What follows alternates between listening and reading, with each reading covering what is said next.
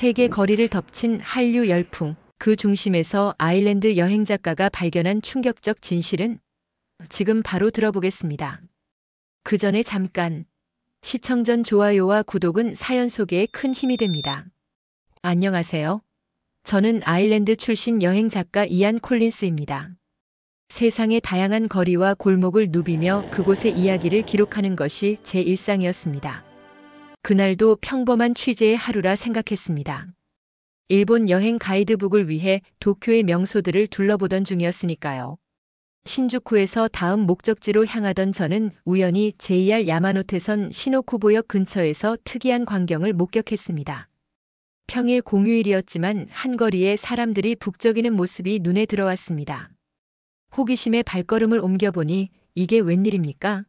한글 간판들이 질비하게 늘어서 있었고 한국 식당 앞에는 일본인들이 길게 줄을 서 있었습니다.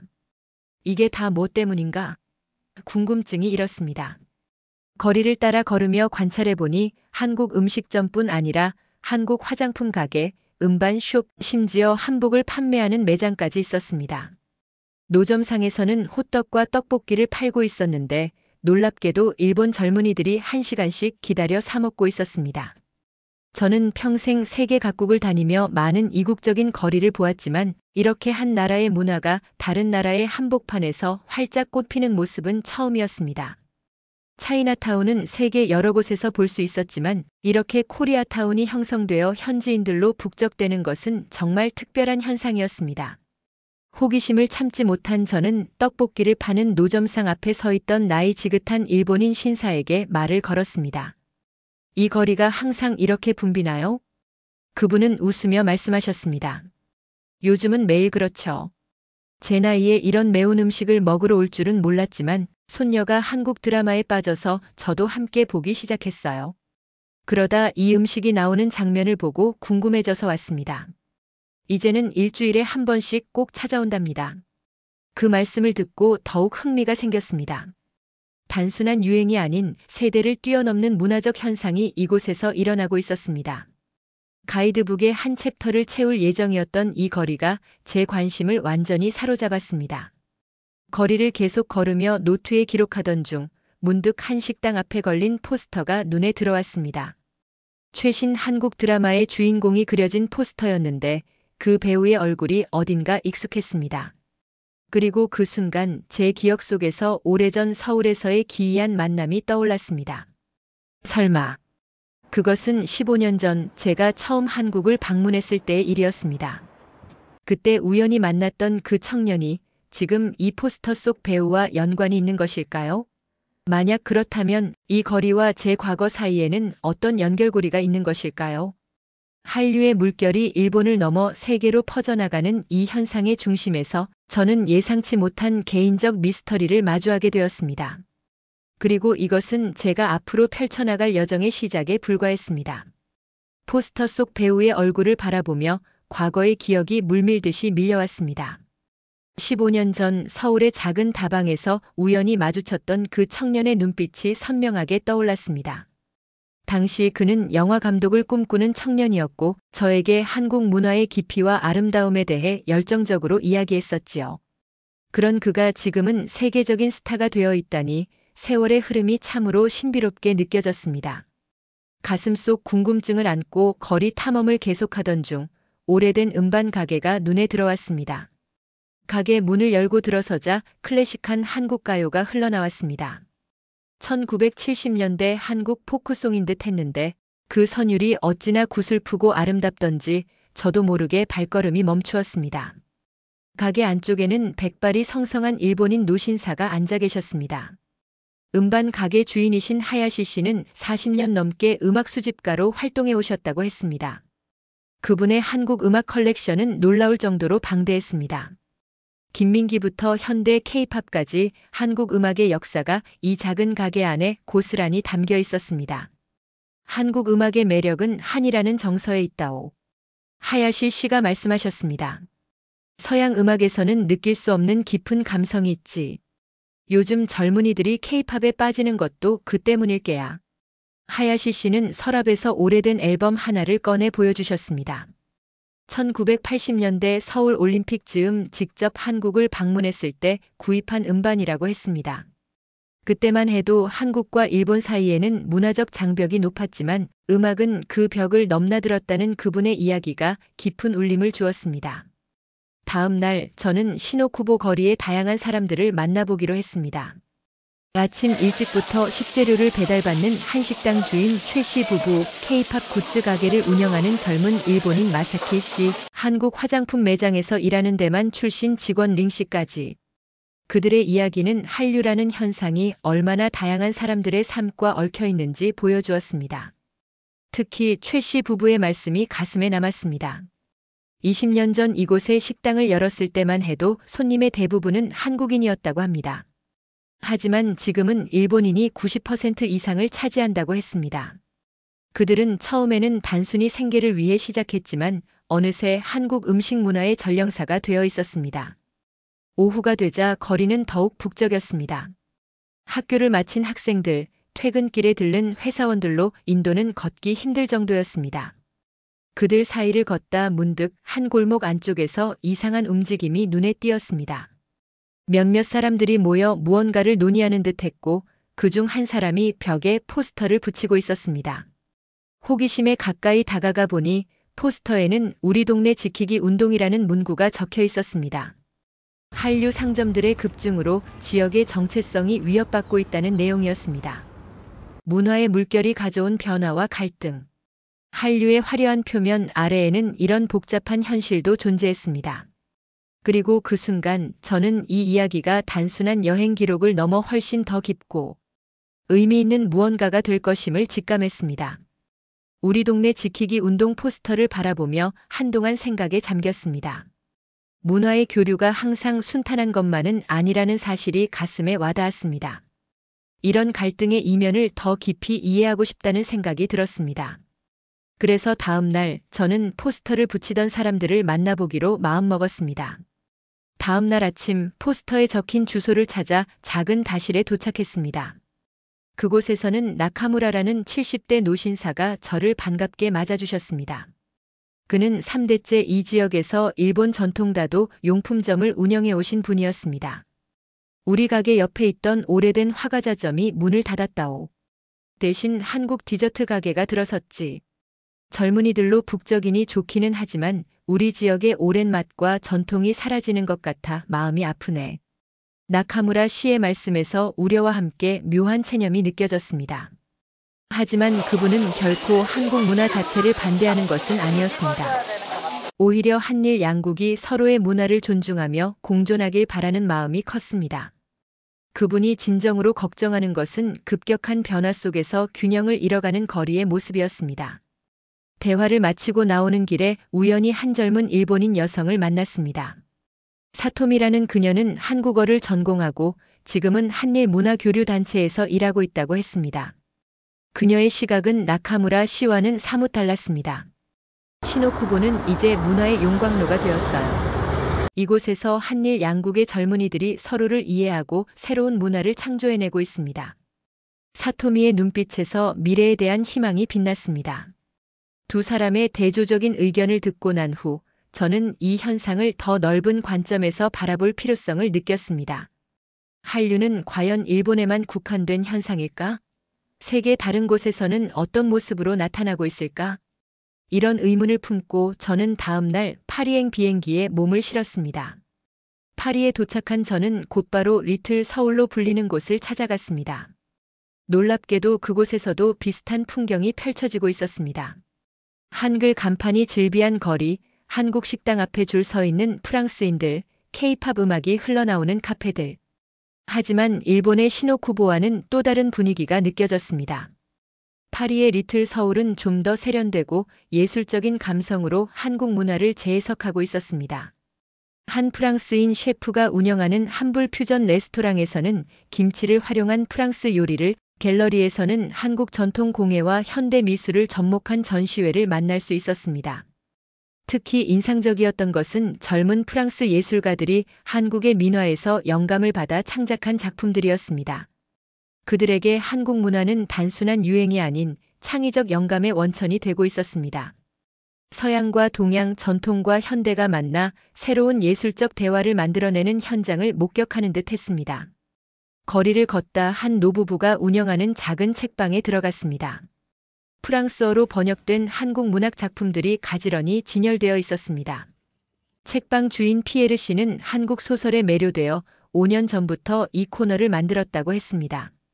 그리고 그때 선반 위에 놓인 한 책의 제목이 제 시선을 사로잡았습니다. 그 책의 제목은 파란 눈의 손님에게였습니다. 15년 전 서울의 그 청년이 저에게 언젠가 쓰고 싶다고 했던 소설 제목이었습니다. 심장이 빠르게 뛰기 시작했습니다. 표지를 펼쳐보니 저자는 김민호라고 적혀 있었습니다. 틀림없었습니다. 제가 우연히 만났던 그 청년이었습니다. 피에르 씨는 이 소설이 프랑스에서 특히 인기가 많다고 했습니다. 한국인의 시선으로 바라본 서양 문화와 서양인의 눈에 비친 한국 문화가 교차하는 이야기가 많은 프랑스 독자들의 공감을 얻었다는 것이었습니다. 소설 속에는 아일랜드 출신의 여행자가 등장한다는 이야기를 듣고 저는 더욱 놀라움을 금치 못했습니다. 책을 구입하여 근처 카페에 앉아 읽기 시작했습니다. 소설 속 주인공은 제가 아니었지만 분명 저와의 만남에서 영감을 받은 인물이었습니다. 그 청년 김민호는 우리의 짧은 만남을 이렇게 아름다운 이야기로 풀어냈구나 생각하니 가슴이 뭉클해졌습니다. 다음 날 저는 LA로 향했습니다. 그곳의 코리아타운은 파리나 도쿄와는 또 다른 모습이었습니다. 훨씬 규모가 크고 좀 더 오래된 역사를 가진 곳이었습니다. 미국 내 최대 한인 밀집 지역 중 하나인 이곳은 이미 단순한 민족 거리를 넘어 다양한 인종과 문화가 어우러진 복합 문화 공간으로 발전해 있었습니다. 특히 인상적이었던 것은 한국 식당에서 일하는 라틴계 요리사들, 한국 전통 악기를 배우는 아프리카계 음악가들, 한글을 공부하는 다양한 인종의 젊은이들이었습니다. 한류는 이곳에서 인종과 문화의 경계를 넘어 사람들을 연결하는 다리 역할을 하고 있었습니다. 김치 타코, 불고기 피자 같은 퓨전 음식점들도 많이 볼 수 있었습니다. 그중 한 멕시칸 코리안 퓨전 식당에서 만난 호세라는 셰프는 음식은 국경이 없어요. 한국의 맛과 멕시코의 맛이 만나면 완전히 새로운 세계가 열립니다. 라고 말했습니다. 그의 말은 단순한 음식 이야기를 넘어 문화 교류의 본질을 꿰뚫는 것 같았습니다. LA의 한류는 음식과 대중문화를 넘어 경제적, 사회적 영향력도 상당했습니다. 한인타운 주변 부동산 가치가 상승했고 한국 기업들의 미국 내 영향력도 확대되고 있었습니다. 20년 넘게 LA에서 부동산 중개업을 해온 박 씨는 요즘은 한국계가 아닌 미국인들도 이 지역에 투자하길 원해요. 한류의 인기가 지역 경제에도 큰 영향을 미치고 있죠. 라고 설명했습니다. 그러나 LA에서도 문화적 갈등의 조짐은 있었습니다. 젠트리피케이션으로 인해 임대료가 오르면서 오래된 한인 소상공인들이 어려움을 겪고 있었고 다른 민족 커뮤니티와의 미묘한 긴장 관계도 존재했습니다. 한 주 동안의 LA 체류를 마치고 저는 다시 비행기에 올랐습니다. 이번 목적지는 뉴욕이었습니다. 비행기 안에서 김민호의 소설을 다 읽었습니다. 마지막 페이지에 이르자 소설 속 주인공은 한류의 발원지인 한국으로 돌아가기로 결심합니다. 저도 문득 그런 생각이 들었습니다. 이 모든 현상의 근원을 제대로 이해하려면 저 역시 한국으로 가야 할 때가 온 것 같았습니다. 뉴욕에 도착해 짐을 푼 후 저는 곧바로 맨해튼의 한인 거리로 향했습니다. 그리고 그곳에서 예상치 못한 소식을 듣게 되었습니다. 뉴욕 한인 거리의 작은 서점에서 깜짝 놀랄 소식을 접했습니다. 김민호, 그 소설의 저자가 다음 주 뉴욕에서 북미 투어를 시작한다는 광고 포스터였습니다. 15년 만의 재회가 눈앞에 다가온 것입니다. 저는 곧바로 사인의 티켓을 예약했습니다. 맨해튼의 한인 거리는 LA의 코리아타운과는 또 다른 매력이 있었습니다. 고층 빌딩 사이에 자리 잡은 한인 상점들은 뉴욕의 바쁜 리듬에 맞춰 세련되고 효율적으로 변모해 있었습니다. 특히 인상적이었던 것은 한옥 스타일 카페들이었습니다. 전통 한옥의 목조 구조와 현대적 뉴욕 인테리어가 절묘하게 어우러진 공간에서 월스트리트의 바쁜 직장인들이 한국 전통차를 마시며 잠시 휴식을 취하고 있었습니다. 뉴욕에서 만난 재미교포 2세 디자이너. 제니퍼 김은 한류가 자신의 정체성에 미친 영향에 대해 이야기해 주었습니다. 어릴 적에는 한국계라는 사실을 숨기려 했지만 지금은 오히려 자신의 뿌리를 디자인 작업의 영감으로 삼고 있다고 했습니다. 그녀가 디자인한 한국 전통 문양을 현대적으로 재해석한 패션 아이템들은 뉴욕의 트렌디한 매장에서 인기리에 판매되고 있었습니다. 뉴욕의 한류는 대중문화를 넘어 순수예술 분야까지 확장되어 있었습니다. 맨해튼의 유명 갤러리에서는 한국 현대 미술 특별전이 열리고 있었고, 링컨 센터에서는 한국의 국악과 서양 클래식을 결합한 공연이 매진 사례를 기록했다고 합니다. 한국 문화의 깊이와 다양성이 점차 세계 문화의 중심부에 자리 잡아가는 모습이었습니다. 사흘 뒤 드디어 김민호의 사인의 날이 되었습니다. 맨해튼의 대형 서점은 팬들로 가득 찼습니다. 놀라웠던 것은 참석자 대부분이 한국계가 아닌 다양한 인종의 미국인들이었다는 점입니다. 그들에게 한국 문학은 이제 특별한 호기심의 대상이 아닌 자연스러운 문화적 선택지 중 하나가 되어 있었습니다. 드디어 김민호가 등장했습니다.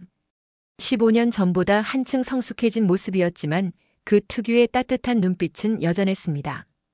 그는 자신의 창작 과정과 한국 문학의 세계적 위상에 대해 이야기했습니다. 질의응답 시간에 제가 손을 들었습니다. 제 질문을 듣고 그는 잠시 말을 잊은 듯 저를 바라보더니 이내 환한 미소를 지었습니다. 사인회가 끝난 후 우리는 근처 한 식당에서 오랜만에 재회를 축하했습니다. 그는 서울의 다방에서의 우리 만남이 자신의 작가 인생에 큰 영감을 주었다고 말했습니다. 외국인의 시선으로 한국을 바라본 제 이야기가 그에게 새로운 관점을 제시했다는 것이었습니다. 그리고 그는 뜻밖의 제안을 했습니다. 다음 주 서울에서 열리는 국제문화 포럼에 자신과 함께 참석해달라는 것이었습니다. 한류와 세계 문화의 교차로라는 주제의 이 포럼에서 서양인의 시각으로 한류 현상을 관찰한 저의 경험이 의미 있는 기여가 될 것이라고 했습니다. 저는 고민 없이 수락했습니다. 이것이 바로 제가 찾던 기회였으니까요. 한류의 발원지인 한국에서 이 현상의 본질을 더 깊이 이해할 수 있는 기회. 서울행 비행기 티켓을 예약하며 가슴이 설렘으로 가득 찼습니다. 그러나 한국으로 떠나기 전날 밤 일본 시노쿠보에서 예상치 못한 소식이 전해졌습니다. 문화 갈등이 실제 충돌로 번졌다는 내용이었습니다. 일본 시노쿠보에서 전해진 소식은 우려스러웠습니다. 우리 동네 지키기 운동이 격화되어 한류 상점들에 대한 항해 시위가 벌어졌고 일부 과격 분자들이 한국 식당 유리창을 깨는 사태까지 발생했다는 내용이었습니다. 나카무라 씨와 같은 온건파 주민들은 이런 폭력적 행동에 반대 입장을 표명했지만 지역 내 갈등은 점점 심화되고 있었습니다. 서울행 비행기 안에서 이 소식을 곱씹으며 문화 교류의 아름다움과 함께 그 이면에 존재하는 갈등과 충돌에 대해 깊이 생각했습니다. 한류라는 현상이 단순히 문화적 유행을 넘어 지역사회와 국제관계에까지 영향을 미치는 복잡한 사회 현상임을 실감했습니다. 인천공항에 도착하자 김민호가 직접 마중을 나와 있었습니다. 그는 저를 서울의 중심부에 위치한 호텔로 안내했습니다. 창밖으로 보이는 서울의 모습은 15년 전 제가 처음 방문했을 때와는 크게 달라져 있었습니다. 현대적인 고층 빌딩들 사이로 한옥과 같은 전통 건축물이 조화롭게 어우러져 있었고 거리는 세계 각국에서 온 관광객들로 북적였습니다. 다음 날 아침 국제문화 포럼이 열리는 회의장으로 향했습니다. 한류와 세계 문화의 교차로라는 주제로 열린 이 포럼에는 세계 각국의 문화 전문가들이 모여 있었습니다. 저는 김민호의 소개로 마지막 세션의 패널로 참여하게 되었습니다. 제 발표 차례가 되자 저는 지난 몇 주간 세계 각지의 한류 현장을 탐방하며 보고 느낀 점들을 진솔하게 나누었습니다. 특히 시노쿠보에서 목격한 문화적 갈등 상황을 언급하며 상호 이해와 존중의 중요성을 강조했습니다. 예상보다 많은 관심과 질문이 쏟아졌고 특히 한국 언론에서는 외국인의 시각으로 본 한류의 현주소라는 주제로 인터뷰를 요청해왔습니다. 포럼이 끝난 후 김민호는 저를 한강변의 한 카페로 안내했습니다. 서울의 밤 풍경이 강물에 반사되어 아름다운 불빛을 만들어내고 있었습니다. 그곳에서 그는 자신의 오랜 계획에 대해 이야기했습니다. 그것은 바로 한류를 통해 세계 각국과 문화적 대화를 나누는 글로벌 문화 브릿지 프로젝트였습니다. 한류가 단순히 한국 문화를 수출하는 것으로 끝나면 안 됩니다. 진정한 문화 교류는 쌍방향이어야 합니다. 우리도 다른 나라의 문화를 이해하고 존중해야 하죠. 김민호의 말에 저는 깊이 공감했습니다. 이틀 뒤 김민호는 저를 특별한 장소로 안내했습니다. 서울 외곽의 한 학교였습니다. 그곳에서는 세계 각국에서 온 청소년들이 한국 학생들과 함께 문화 교류 캠프를 진행하고 있었습니다. 미국, 중국, 일본, 프랑스 등 다양한 국적의 학생들이 한국의 전통 음악, 무용, 음식을 배우고 동시에 자국의 문화를 한국 학생들에게 소개하고 있었습니다. 그 모습을 보며 가슴이 훈훈해졌습니다. 어린 세대들이 이렇게 서로의 문화를 배우고 존중하는 법을 익힌다면 미래에는 시노쿠보에서 일어난 것과 같은 문화적 갈등이 줄어들지 않을까 하는 희망이 생겼습니다. 일주일 후 우리는 도쿄로 향했습니다. 시노쿠보의 한 커뮤니티 센터에서 열린 이 포럼에는 예상보다 많은 사람들이 참석했습니다. 한국인 상인들, 일본인 주민들, 지역 정치인들, 그리고 양국의 문화 전문가들이 한자리에 모였습니다. 처음에는 서로를 향한 불만과 비판의 목소리가 오갔지만 차츰 대화는 건설적인 방향으로 흘러갔습니다. 특히 인상적이었던 것은 나카무라 씨와 한국 식당을 운영하는 박 씨가 함께 제안한 문화교류의 날 행사였습니다. 매달 한 번씩 거리 전체가 참여하는 축제를 열어 한국과 일본의 문화를 함께 즐기고 배우는 자리를 마련하자는 아이디어였습니다. 이 제안은 참석자들의 열렬한 지지를 받았습니다. 포럼 다음 날 첫 문화교류의 날 행사를 준비하기 위한 위원회가 구성되었습니다. 저는 김민호와 함께 자문 역할을 맡게 되었습니다. 위원회는 한국인과 일본인이 동등하게 참여하는 구조로 만들어졌고 모든 결정은 상호 합의하에 이루어지도록 했습니다. 한 달 후 드디어 첫 시노쿠보 문화교류의 날이 열렸습니다. 거리는 한국과 일본의 전통 장식으로 화려하게 꾸며졌고 양국의 음식, 음악, 전통 놀이를 즐길 수 있는 부스들이 설치되었습니다. 나카무라 씨는 일본 전통 다도를, 박 씨는 한국 전통차 시연을 맡았습니다. 어린이들은 한복과 기모노를 입어보며 즐거워했고 젊은이들은 K-팝과 J-팝이 어우러진 공연을 관람했습니다. 행사는 예상 이상의 성공을 거두었습니다. 단순한 축제를 넘어 진정한 문화적 대화의 장이 된 것입니다. 일본 지역 신문은 이 행사를 문화적 갈등을 넘어선 새로운 공존의 모델이라고 극찬했고 한국 언론도 이 소식을 긍정적으로 보도했습니다. 이 성공에 고무된 김민호는 글로벌 문화 브릿지 프로젝트를 확장하기로 결정했습니다. 파리, LA, 뉴욕 등 제가 방문했던 세계 각지의 한류 중심지에서도 비슷한 문화 교류 행사를 개최하는 계획을 세운 것입니다. 저는 기꺼이 이 프로젝트의 국제 코디네이터 역할을 맡기로 했습니다. 그러나 모든 것이 순탄하게 진행된 것은 아니었습니다. 첫 행사의 성공에도 불구하고 여전히 일부 사람들은 이런 변화에 저항했습니다. 특히 시노쿠보의 급격한 상업화로 인해 임대료가 상승하면서 오래된 지역 상점들이 문을 닫는 문제는 계속되었습니다. 몇몇 한국 식당은 문을 닫았고 일부 상점들은 보호 조치로 셔터를 내려놓은 상태였습니다. 나카무라 씨의 다도 용품점에 들렀을 때 그는 피곤한 표정으로 저를 맞이했습니다. 다음 날 저는 시노쿠보 거리를 천천히 걸으며 깊은 생각에 잠겼습니다. 한 달 전 우연히 발을 들였던 이 거리에서 시작된 여행은 이제 제 인생의 중요한 전환점이 되었습니다. 도쿄에서 파리로, LA에서 뉴욕으로, 그리고 마침내 한국의 서울까지. 세계 각지를 돌아다니며 저는 한류라는 놀라운 현상의 본질을 이해하게 되었습니다. 한국이라는 나라는 참으로 특별했습니다. 5,000년의 역사 속에서 수많은 외침과 시련을 겪었지만 그들은 결코 자신들의 정체성을 잃지 않았습니다. 오히려 그 시련이 더욱 강인하고 창의적인 문화를 만들어내는 밑거름이 되었습니다. 한이라는 독특한 정서는 그들의 예술과 음악, 이야기 속에 녹아들어 세계인의 마음을 울리는 깊은 감동을 만들어냈습니다. 김민호와 함께 지낸 시간을 돌이켜보며 저는 한국 문화의 진정한 힘을 깨달았습니다. 그것은 단순한 트렌드나 마케팅의 성공이 아니었습니다. 전통과 현대, 동양과 서양, 개인과 공동체의 가치를 절묘하게 융합해낸 문화적 지혜였습니다. 한복의 우아한 선과 현대 패션의 세련미가 만나고 고궁의 장엄함과 초현대식 건축물이 공존하는 모습은 제 마음속에 깊은 인상을 남겼습니다. 특히 한국인들의 정문화는 제 마음을 사로잡았습니다. 처음 만났음에도 따뜻하게 대해주고 진심으로 소통하려는 그들의 모습에서 인간관계의 본질을 다시 생각하게 되었습니다. 빠르게 변화하는 현대 사회에서도 사람과 사람 사이의 따뜻한 연결을 중시하는 한국인들의 가치관은 세계가 배워야 할 점이라고 생각했습니다. 시노쿠보로 돌아온 지 일주일 후 놀라운 변화가 일어났습니다. 지역 주민들과 상인들이 자발적으로 시노쿠보 화합축제를 개최한 것입니다. 정부나 큰 단체의 개입 없이 평범한 사람들이 직접 나서서 문화적 화합의 장을 마련한 것이었습니다.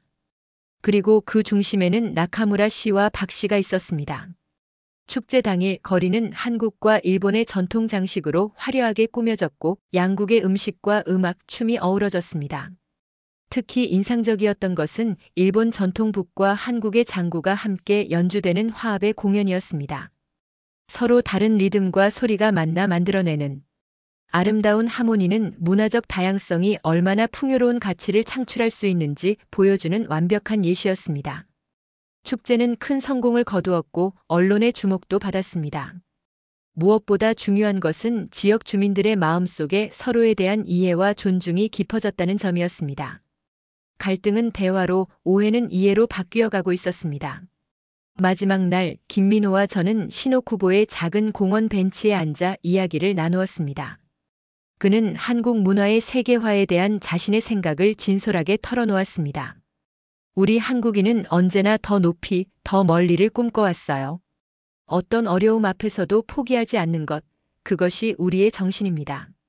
하지만 진정한 문화의 힘은 지배나 확장이 아닌 소통과 나눔에 있다고 생각합니다. 그의 말은 제가 여행을 통해 발견한 한국 문화의 본질을 정확히 짚어내고 있었습니다. 다음 날 아침 일본을 떠나기 전 저는 한 가지 결심을 했습니다. 이 놀라운 경험과 깨달음을 책으로 담아내기로 한 것입니다. 단순한 여행기나 문화 분석이 아닌 한국이라는 나라와 그 문화의 위대함을 세계에 알리는 진정성 있는 기록을. 비행기에 오르며 저는 마지막으로 시노쿠보 거리를 돌아보았습니다. 한 달 전만 해도 단순한 이국적 거리였던 이곳은 이제 제게 특별한 의미를 갖는 공간이 되었습니다. 그리고 저는 깨달았습니다. 이것이 바로 한류의 진정한 힘이라는 것을. 국경과 언어, 문화의 장벽을 넘어 사람들의 마음속에 깊이 스며드는 한국 문화의 위대한 힘을. 비행기 안에서 노트북을 펼치고 저는 첫 문장을 적기 시작했습니다. 한국이라는 나라는 세계에 드물게 보는 기적의 나라입니다. 오늘 사연은 여기까지입니다. 사연이 마음에 드셨다면 좋아요와 구독 부탁드립니다. 끝까지 시청해 주셔서 감사합니다.